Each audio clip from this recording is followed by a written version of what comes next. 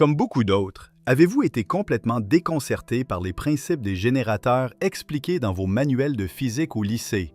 Et même des années plus tard, ne comprenez-vous toujours pas pleinement comment sont produits le courant alternatif, CA, et le courant continu, CC? En réalité, c'est assez simple.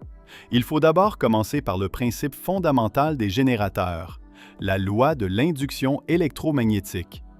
En termes simples, lorsqu'une bobine traverse un champ magnétique, provoquant une variation du flux magnétique, un courant électrique est induit dans le conducteur.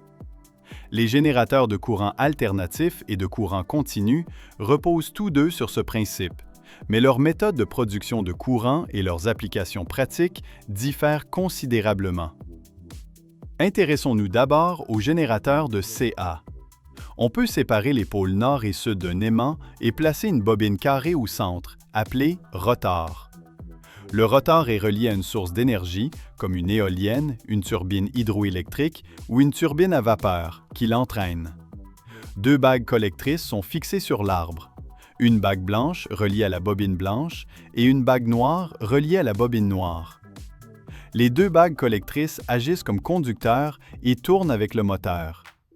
Chaque bague est reliée à un balai pour le transfert d'électricité. Lorsque la turbine se met en marche, le moteur coupe continuellement les lignes de champ magnétique, générant un courant électrique. Notez le sens du courant induit dans la bobine noire à ce stade.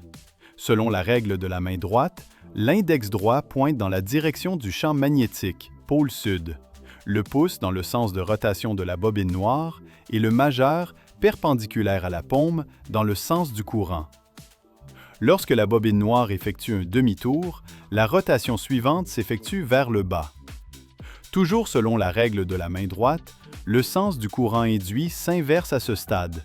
Autrement dit, le sens du courant change à chaque demi-tour du moteur. Concernant la génératrice à courant continu, CC, la principale différence avec une génératrice à courant alternatif, CA, réside dans un composant clé. Dans une génératrice CC, le rotor tourne tandis que les pôles magnétiques restent fixes.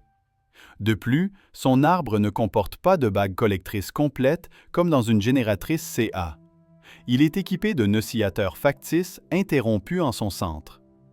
Cet oscillateur fictif sert spécifiquement à réguler le sens du courant. Lorsque le rotor effectue une rotation de 180 degrés, le sens d'enroulement du fil magnétique change et, idéalement, le courant devrait s'inverser.